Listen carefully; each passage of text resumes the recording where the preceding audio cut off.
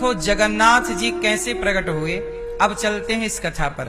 तो ये घटना वृंदावन की है। भगवान कृष्ण अकेले नहीं आए, उनकी 16,108 पत्नियां भी आई। तो 16,108 पत्नियों ने माता यशोदा को पहली बार देखा।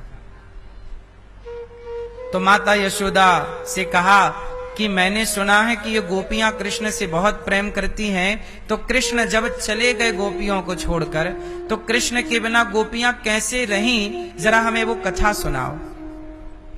यशोदा बोली मैं तो नहीं सुना सकती। तब कौन सुनाएगा? बोले रोहिणी माता सुनाएंगे।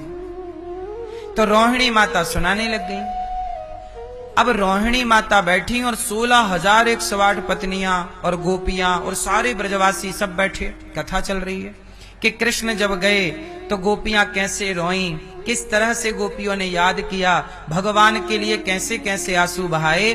जब गोपियों के प्रेम का वर्णन माता ने किया, रोहिणी माता ने, और राधा रानी के विरह का वर्णन किया, किस तरह गोपियां रोईं, खाया तक नहीं, पानी तक नहीं पिया, बस कृष्ण कृष्ण कृष्ण जपती रही और अश्रु सूखे नहीं। 100 वर्ष हो गए, आंखों की धारा सूखी नहीं। जब देखा तब आंखें गीली ही पाई। ऐसा प्रेम। कोई रोता है तो दिन भर रोएगा, 2 दिन रोएगा, कोई हफ्ता भर रोएगा, कोई महीना भर रोएगा, कोई एक सी धारा में सालों तक तो नहीं रो सकता, कोई एक सी धारा में वर्षों तक तो नहीं रो सकता। पर गोपियां रोईं, श्री राधा रानी रोईं। और जब गोपियां रोईं, राधा रानी इस तरह तड़पी, इस तरह रोईं कृष्ण के बिना, पर उन्होंने कभी आंख नहीं खोली। आंखें टपकती रहीं, अर्थात अश्रु टपकते रहे, नेत्र बंद रहे। किसी ने कहा राधा एक बार हमें तो देख लो। राधा बोली कि जिसे देखना था वो तो छोड़कर चला गया, अब किसे देखने के लिए नेत्रों को खोलूं। तो राधा रानी ने नेत्र बंद कर लिए। और सोचिए, कृष्ण के जाने के बाद राधा रानी ने अपनी आंखों को खोला नहीं। 100 वर्षों तक आंखें बंद रही। जब ये प्रेम सुना कि राधा रानी ने हमारे लिए इतना सहा, इतना त्याग किया, तो उस प्रेम में भगवान श्री कृष्ण, अरे गोपियां रोईं तो आंखों से आंसू बहे, पर कृष्ण उस प्रेम में ऐसे भीगे और विरह की अग्नि में ऐसे जले कि लोग रोते हैं तो आंसू बहते हैं, कृष्ण जब रोए तो आंखें ही बह गईं। अब आप कहोगे कैसे? तो सोना और लोहा जब भट्टी पर डालो तो पिघल जाता है कि नहीं? बोलो हाँ। ऐसे अधिक प्रेम में, विरह की अग्नि में, विरहाग्नि, विरह की अग्नि में भगवान श्री कृष्ण का शरीर पिघलने लगा, जैसे अधिक ताप पर लोहा और सोना पिघलकर पानी हो जाता हो। भगवान कृष्ण ऐसे प्रेम में पिघले, ऐसा प्रेम में, विरह में डूबे, विरह की अग्नि में ऐसे जले कि आंखें ही पिघल कर बह गईं, हाथ बहने लग गए, पांव बहने लग गए। और वहां कृष्ण, बलराम और सुभद्रा तीनों खड़े, और तीनों की यही स्थिति। तब नारद जी आए। नारद जी ने रोहिणी मां के चरणों में निवेदन किया कि माता कथा रोको, भगवान को देखो क्या हुआ। माता ने रोका, पलट कर देखा तो भगवान की आंखें बह चुकी थी, हाथ जा चुके थे आधे। और कथा सुनाती तो पूरे कृष्ण पिघल जाते, पर कथा रोक दी गई। अब दौड़े दौड़ी राधा रानी आई, यशोदा मैया, कन्हैया क्या हुआ, प्रभु क्या हुआ? भक्तों ने कहा ये आपकी हालत कैसे हुई, कौन सा वैद्य बुलाएं कि आप ठीक हो जाएं? जब ऐसा सब कहा सबने, तब श्याम सुंदर ने कहा कि मेरा कोई इलाज नहीं है। 100 वर्षों तक राधा रानी मेरे लिए तड़पती रही, रोती रही, तो राधा के प्रेम ने मुझे ऋणी बना दिया। अब मैं राधा के प्रेम के ऋण को चुकाने के लिए यूं ही खड़ा होकर अपने भक्तों का, अपने राधा रानी का ऋण चुकाता रहूंगा। उसी स्वरूप में भगवान खड़े हो गए, स्थापित हो गए। उसी स्वरूप को कहा गया जगन्नाथ। हाथ आधे, आंखें पिघल के बाहर।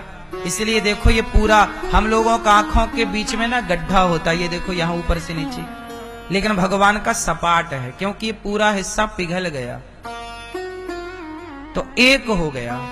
फिर वही भगवान श्री कृष्ण बोले कि अब मैं जगन्नाथ के नाम से जाना जाऊंगा, तो श्री कृष्ण ही जगन्नाथ के नाम से।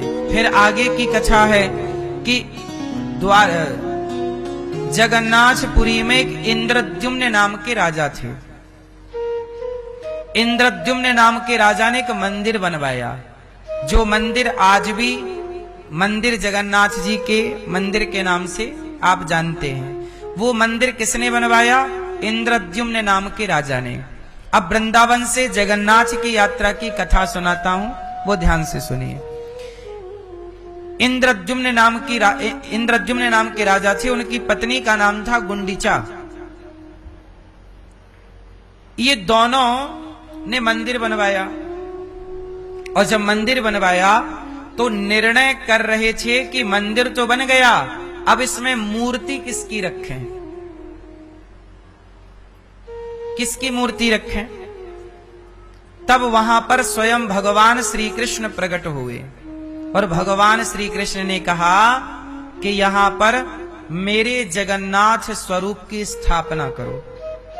तो इंद्रद्युम्न ने कहा हम कर तो दें, पर हमें पता नहीं कि जगन्नाथ जी का स्वरूप कैसा है, क्योंकि तब तक किसी ने जगन्नाथ जी के स्वरूप का दर्शन नहीं किया। तब भगवान ने कहा कि आप मुझे इस मंदिर में कुछ महीनों के लिए अंदर कर दो और दरवाजे खोलना मत, मैं मंदिर में विग्रह तैयार करूंगा। मंदिर के कपाट बंद कर दिए, अंदर भगवान चले गए। भगवान ने ही लकड़ियों से उन्होंने बोला कि हमें ये लकड़ी ला कर दो, नीम की लकड़ी ला कर दी, छैनी हथौड़ी दी, और उन्होंने खटपट बनानी शुरू की। महीने भर बाद क्या हुआ, 15-20 दिन बाद क्या हुआ कि मंदिर के गर्भगृह से आवाज आनी बंद हो गई। पहले तो आवाज आ रही थी कि कोई अंदर काम कर रहा, खटपट खटपट खटपट, पर अब तो कोई आवाज नहीं, बिल्कुल चुप, साइलेंट। तब माता गुंडीचा ने कहा कि प्रभु, पति से कहा महाराज दरवाजा खोलिए तो सही, पता नहीं वो भूखा प्यासा मरना गया हो, ना उसने पानी रखा 1 महीने के लिए, ना भोजन की कोई व्यवस्था ली, तो भूखा प्यासा मरना गया होगा। तो जो अवधि भगवान ने दी, उस अवधि के पहले ही दरवाजा खोल दिया गया, और जैसे ही दरवाजा खुला तो इतने स्वरूप तैयार हो गए थे जगन्नाथ जी के, और जैसे ही कपाट खुले तो भगवान जिन्होंने बनाया था स्वरूप को, वो साक्षात भगवान ही थे। भगवान का निर्माण करने स्वयं भगवान, अरे भगवान को भगवान ही तो बनाएंगे और कौन बना सकता है, हमें क्या पता कि भगवान कैसे हैं, हमें क्या पता। तो भगवान को भगवान ही आए तैयार करने, और कपाट खुला तो भगवान तो अंतर्धान हो गए। अब सामने थे 3, बलभद्र, सुभद्रा और जगन्नाथ जी। अब तीनों को इसी रूप में कहा कि भाई मूर्ति तैयार हो गई, अब क्या करें। तब भगवान जगन्नाथ जी की प्रतिष्ठा करने के लिए ब्रह्मा जी आए। आपने देखा होगा जगन्नाथपुरी में मंदिर के बाहर एक बहुत बड़ा चबूतरा है, वहां ब्राह्मण लोग बैठे रहते हैं, वो ब्रह्म चबूतरा है। वहीं से बैठकर भगवान जगन्नाथ जी की प्रतिष्ठा कराई ब्रह्मा जी ने। अब आगे एक कथा और है। अब जो कथा मैं सुना रहा हूं, ये कथा भक्तमाल में लिखी है, इसलिए मैं आपको सुना रहा हूं। कुछ लोग कहते हैं कि ये कथा गलत है। गलत है तो लिखी क्यों है? जो लिखा है वो पढ़ा, वो मैं आपको सुना रहा हूं। सही ही है, पर कुछ लोग इसे कहते हैं गलत है। गलत नहीं है, ये सही कथा है। एक कथा मैं आपको सुनाता हूं। जब भगवान श्री कृष्ण अपनी लीला पूरी करके जाने लगे, तो भगवान श्री कृष्ण जब जाने लगे तो देखो भगवान कृष्ण तो भगवान है, अपने शरीर के सहित गोलोक चले गए। एक तो ये कथा है, लेकिन एक कथा ये भी है कि भगवान श्री कृष्ण को जब बहेलिये ने बाण मारा तो भगवान अपने प्राणों को त्याग दिए। एक रूप से भगवान शरीर के साथ चले गए, पर भगवान अनेक रूप बना सकते हैं ना? नहीं बना सकते। जब गोपियों के संग रास रचाए तो जितनी गोपियां थीं उतने कृष्ण बने। 16,108 पत्नियां थीं तो सारी पत्नियों के साथ अलग अलग रहते थे भगवान। तो भगवान तो अनेक रूप बना सकते हैं ना, अनेक रूप रूपाय विष्णवे प्रभु विष्णवे। तो एक रूप से तो भगवान गौलोक चले गए, पर एक रूप से भगवान ने अर्जुन से कहा कि मेरे शरीर को तुम चिता पर जलाकर, और जो मेरा हृदय बचे, तो चिता पर भगवान के शरीर के अंग तो जल गए, पर जो हृदय रहा वो जला नहीं। और उसे अर्जुन ने भगवान के आदेश पर समुद्र में प्रवाहित कर दिया, और समुद्र की लहरों ने, धारा ने, स्वयं समुद्र देवता ने अपने हाथ में रखकर उस हृदय को पूरी पहुंचा दिया जगन्नाथ जी। तो भगवान जगन्नाथ जी के अंदर प्रतिष्ठा के समय जो हृदय की प्रतिष्ठा हुई वो श्री कृष्ण का हृदय ही प्रतिष्ठित किया गया। ये जगन्नाथ जी की कथा है। और जगन्नाथ जी जो हैं, जगन्नाथ जी जब 2 आषाढ़ आते हैं, जैसे आज ये कौन सा महीना चल रहा है? आषाढ़। जब 2 आषाढ़ आते हैं, 2 आषाढ़ कब आते हैं? जब अधिक महीना आषाढ़ में आता है। जैसे अभी पिछली बार अधिक मास आया था सावन में। पिछली बार अधिक मास कब आया? 2 सावन थे पिछली बार। पिछली बार कुछ की पिछली बार तो 2 सावन थे। जैसे अधिक मास ना कभी सावन में बढ़ जाता है तो 2 सावन हो जाते हैं। ऐसे जब अधिक मास आषाढ़ में आता है और जब 2 आषाढ़ होते हैं तो जगन्नाथ भगवान के पुराने विग्रह को शमशान में विसर्जित किया जाता है, अंतिम संस्कार विधिवत किया जाता है, और नए जगन्नाथ जी भगवान का हृदय परिवर्तन होता है। तो पुराने जगन्नाथ भगवान का हृदय निकाल कर वही भगवान कृष्ण का और नए जगन्नाथ भगवान के हृदय में प्रविष्ट कराया जाता है। इस लीला को हृदय परिवर्तन लीला कहते हैं, जो कि हजारों वर्षों से ये प्रोसेस चला आ रहा है। अभी जब 2 आषाढ़ आएंगे तो ये लीला होगी। अब कब आएंगे? अभी आने वाले जो पुरुषोत्तम माह अगला या उसके अगले बार में आने ही वाला है। मतलब 2, 4, 5 साल के भीतर अब ये लीला होगी।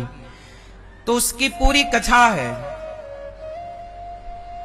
हृदय परिवर्तन होने के पहले जगन्नाथ जी खुद पुजारी जी को स्वप्न में बताते हैं कि वो नीम का, कोई भी नीम की लकड़ी के जगन्नाथ जी नहीं बनते। एक विशेष नीम होती है जिस नीम में शंख चक्र अंकित हो। क्या अंकित हो? शंख चक्र का निशान। वो नीम का पता खुद पुजारी जी को भगवान ही उनके स्वप्न में बताते हैं कि फलानी जगह वो नीम है, जाके सोने की कुल्हाड़ी से उसे काटा जाता है, कीर्तन करते हुए पुरी लाया जाता है। वो भी पूरा उत्सव होता है और वहां भगवान का हृदय परिवर्तन होता है। ये तो होगी भगवान की कथा। अब यात्रा क्यों निकलती है उसकी कथा सुनो तो ध्यान पूर्वक सुनिएगा। जब भगवान की प्रतिष्ठा हो गई तो राजा और रानी जो थे, गुंडीचा माता और इंद्रद्युम्न नाम के राजा, इन्होंने क्या किया कि ये रोज जाते दर्शन करने। एक दिन भगवान जगन्नाथ जी प्रकट हो गए। माता कुछ मांग लो, तो इंद्रद्युम्न से कहा कि आप कुछ मांगो। इंद्रद्युम्न राजा ने कहा हमें कुछ नहीं चाहिए। कहा कि आपके पुत्र नहीं है। माता से कहा, गुंडीचा मां, आपके पुत्र नहीं है, मैं आपको संतान देता हूं। तो माता रोने लगी, प्रभु आपसे किसने कहा कि मेरे पुत्र नहीं है? मेरे तो 3 पुत्र हैं, 2 बेटे 1 बेटी। बोले कौन है आपके पुत्र? तब गुंडीचा मां ने कहा कि प्रभु बलभद्र और जगन्नाथ आपको मैं पुत्र के भाव से देखती हूं और सुभद्रा को मैं अपनी बेटी के रूप में देखती हूं, तो मेरे बच्चे हैं। जब ये बात सुना तो जगन्नाथ भगवान रो पड़े कि आपने मुझे अपने पुत्र भाव से देखा। तो गुंडीचा माता का महल ना भगवान जगन्नाथ जी के सामने है। जहां भगवान की यात्रा जाती है वो राजा रानी का एक्चुअली महल है। उस महल में यात्रा जाती है, उस महल में ये राजा रानी रहते थे। अब ये रानी क्या हो गई कि हो गई बुढ़ी। अब ये रोज जाती थी जगन्नाथ जी का दर्शन करने पर, शरीर तो शरीर है, अचल हो गया, चल नहीं पाती। तो आखिरी बार आई और बोली, हे जगन्नाथ बेटा, हे जगन्नाथ जी, अब मैं आ नहीं पाऊंगी। तो आषाढ़ का यही महीना था। तो माता रोने लग गई कि बेटा अब मैं आ नहीं पा रही हूं, मैं आ नहीं पाऊंगी, कैसे आपका दर्शन करूं। तब भगवान बोले, माता जब तक तुम स्वस्थ थी तो तुम आती थी मेरा दर्शन करने, अब तुम बीमार हो, चिंता ना करो, अब तुम्हारा बेटा ही तुम्हारे दर्शन के लिए आया करेगा। तो आज की ही वो तिथि थी जब भगवान जगन्नाथ जी अपनी माता का दर्शन करने मंदिर से निकल करके गुंडीचा माँ के महलों में गए। और वहां गए, कुछ दिन भगवान माँ के पास रुके, इसलिए यात्रा भगवान की वहां पर रुकती भी है। पता है आपको, रुकते हैं भगवान, माँ का दर्शन करते। और आज का बेटा अपने माँ बाप की कितनी सेवा करेगा, क्या तर्पण और पिंडदान करेगा। लेकिन भगवान जगन्नाथ जी ने तो आज तक गुंडीचा माता और इंद्रद्युम्न नाम के राजा का पिंडदान भगवान के हाथ से आज भी होता है। वहां पर उनका श्राद्ध भगवान करते हैं, क्योंकि पिता बनाया ना, माँ बनाई ना, तो फर्ज तो निभाना है। तो जगन्नाथ जी आज यात्रा पे निकल के जाते हैं माँ का दर्शन करने। तो यही देखो, हमारा भगवान ऐसा है कि भक्त ना पहुंच पाए भगवान तक तो भगवान पहुंच जाते हैं भक्तों तक, ऐसे हमारे भगवान। तो भक्त से मिलन का दिन है आज का। बोलिए जगन्नाथ भगवान की। जगन्नाथ जी को प्रभु नहीं कहा जाता, क्या बोला जाता है? महाप्रभु। क्या ये क्या है? ये प्रभु के भी, जगन्नाथ स्वामी नयन पथगामी। ये प्रभु नहीं, प्रभु के भी प्रभु जगन्नाथ महाप्रभु की। जगन्नाथ भगवान की रसोई इस धरती की सबसे बड़ी रसोई है। आज भी मिट्टी के बर्तन में भगवान का भोग बनता है। 8 बार भोग लगता है जगन्नाथ जी को। सबसे ज्यादा खाते हैं जगन्नाथ जी।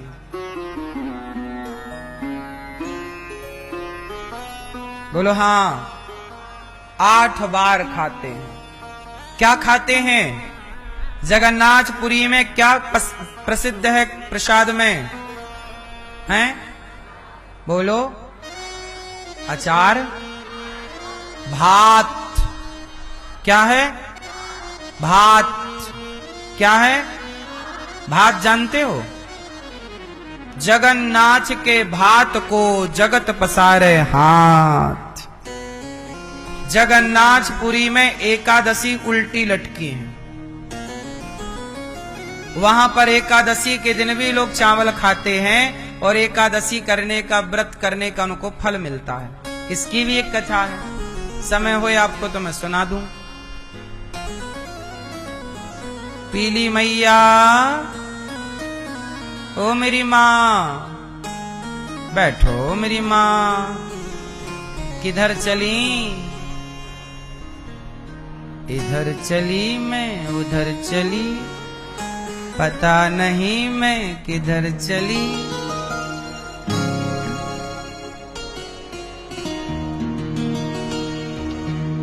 तो भगवान, एक बार क्या हुआ कि जगन्नाथ जी का प्रसाद, आपको पता है जगन्नाथ जी में प्रसाद पाने पर डे रोज भगवान शंकर और ब्रह्मा जी और देवता नित्य प्रसाद पाने जाते हैं। देवताओं का, भगवान का, सबका भोजन वही है। डाइनिंग रूम सबका वही है जगन्नाथ जी में। सारे देवी देवता भोजन करने कहां पहुंचते हैं? जगन्नाथ जी को भोग लगता है, फिर वो भोग लगने बाद प्रसाद सब ब्रह्मा जी खा। एक दिन हो गए ब्रह्मा जी लेट, कहीं फंस गए होंगे ट्रैफिक में। एक दिन हो गए ब्रह्मा जी लेट, और जब ब्रह्मा जी लेट हुए तब तक सारा प्रसाद हो गया बम, खत्म। सब भक्तों ने खाए, पत्तल फेंक दी तो पत्तल चाट रहे कुत्ता। पत्तल कौन चाट रहा? कुत्ता। ब्रह्मा जी आए, बोले प्रसाद दो, बोले प्रसाद तो खत्म, आप लेट हो गए, कहां रह गए? अरे बोले हम काम थोड़ा ज्यादा था, अब एक काम करो, प्रसाद तो नहीं है, अब क्या करें? बोले वहां कुत्ता चाट रहे हैं पत्तल, ब्रह्मा जी प्रसाद पाना है तो वहां जाओ। तो जहां सबने पत्तल फेंक दी और जहां कुत्ते चाट रहे, ब्रह्मा जी भी वहीं चले गए। और जिस पत्तल को कुत्ता चाट रहा था, उस पत्तल पर थोड़ा चावल का प्रसाद था, बाकी सब पत्तल कुत्ते साफ कर चुके थे। एक पत्तल बची, उसमें थोड़ा चावल था, तो कुत्ता चाट रहा था। तो ब्रह्मा जी बोले कि यदि मैं कुत्ते से छीनता हूं तो कुत्ते का प्रसाद छीनने का पाप लगेगा, तो कुत्ते का प्रसाद नहीं छीन सकते, तो क्या करें? बोले एक तरफ से कुत्ता खा रहा तो ब्रह्मा जी भी वहीं बैठ गए, और एक तरफ से कुत्ता खा रहा, दूसरी तरफ से ब्रह्मा जी खाने लग गए उसी पत्तल में। प्रसाद पा रहे हैं, प्रसाद चावल का प्रसाद, दाल चावल। तो एकादशी महारानी हंस पड़ी, हा हा हा हा। एकादशी बोली कि वाह ब्रह्मा, इतने बड़े ब्रह्मा हो के आप कुत्ता के साथ खा रहे हो। हे भैया टोपी वाले सो रहे हैं, टोपी लगा के सुन रहे हैं? अच्छा फिर सही है। तो कुत्ता चाट रहा था पत्तल, ब्रह्मा जी भी संग खाने लग गए। तो एकादशी को आई हंसी। एकादशी बोली कैसा ब्रह्मा कुत्ते के साथ खा रहा, जूठन खा रहा है। तब वहां पर ब्रह्मा जी की प्रसाद के प्रति इतनी निष्ठा देखी भगवान जगन्नाथ जी ने कि भाई प्रसाद का आपने अपमान नहीं किया, कुत्ते का जूठा प्रसाद भी आपने इसलिए खाया क्योंकि वो जगन्नाथ भगवान का प्रसाद था। तो ब्रह्मा जी पर भगवान जगन्नाथ जी प्रसन्न हो गए और कहा ब्रह्मा जी आपके ऊपर हम प्रसन्न हैं, परंतु एकादशी ने आपका मजाक उड़ाया। तो एकादशी को पकड़ा भगवान जगन्नाथ जी ने और अपने मंदिर के पीछे उल्टा लटका दिया, अब तुम यहीं उल्टा लटको। अब एकादशी के दिन भी यहां पर कोई चावल खाएगा तो उसका व्रत टूटेगा नहीं। तो एकादशी को लटका दिया उल्टा मंदिर के पीछे। तो एकादशी महारानी उल्टा लटकी हैं पुरी में।